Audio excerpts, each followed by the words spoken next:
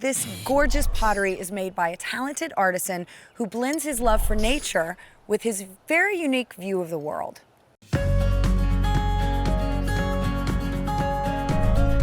In Charleston, South Carolina, traditions run deep. Our family has been in the Lowcountry area for more than 340 years. This historic city is home to Helen and Mike Royal and their 6 children. But Christian, their youngest, is forging new traditions. Christian is the only artist among our children. The 24-year-old potter makes handcrafted stoneware. His work is in every state across the U.S. and in Canada.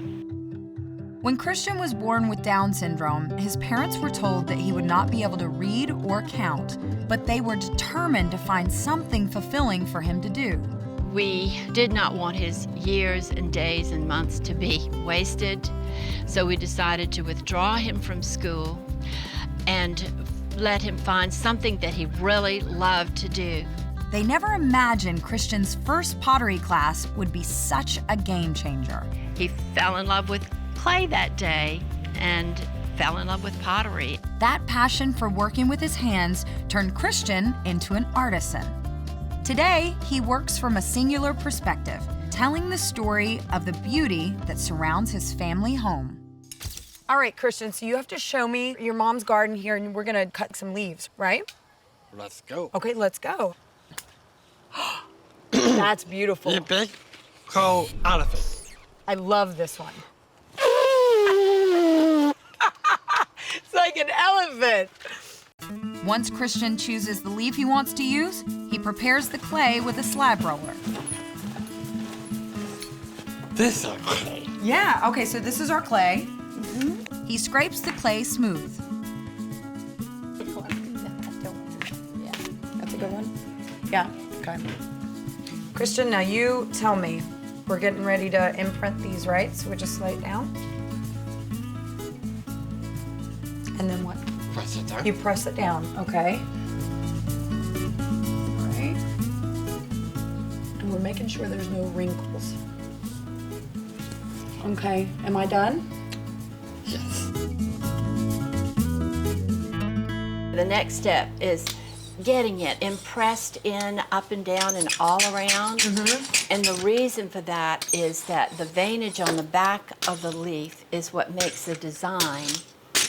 I don't even know if I'm doing it right, but It's perfect. Okay, It's let's great. start. is that good? Okay, woo! All right. Done. Christian centers the leaf by using a plastic plate as his guide and removes the excess clay with a needle tool.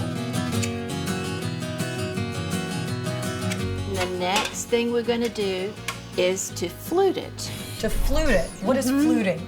Well, we're going to place it on this hump mold here. Okay. And then we will use two Kind of lift up fingers the sides on and top, flute. 2 fingers on bottom, and flute it around so that it has a rolling effect. Fluting requires an intuitive understanding of the clay to create the perfect effect. And looks like a breeze blowing through a Charleston garden. That's beautiful.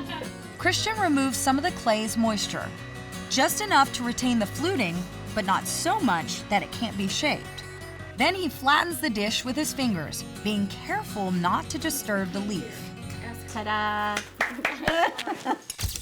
A damp cloth takes the rough edges off, but Christian has to be very gentle. With a little snap, it's Right. broken.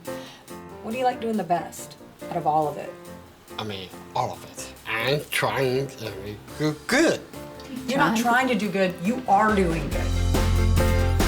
The clay goes into the kiln for 12 hours at 1945 degrees. The heat burns the leaf away, leaving just an impression behind. Now we get to dip it in the glaze. Now what does the glaze do to it?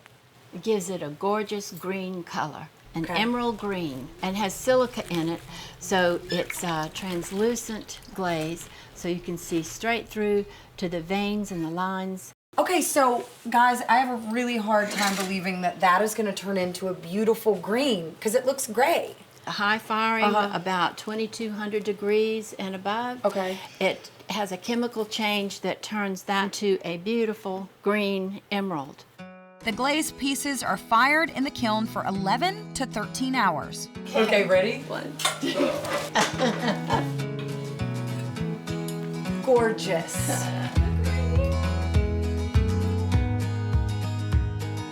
Prices range from $25 to $200.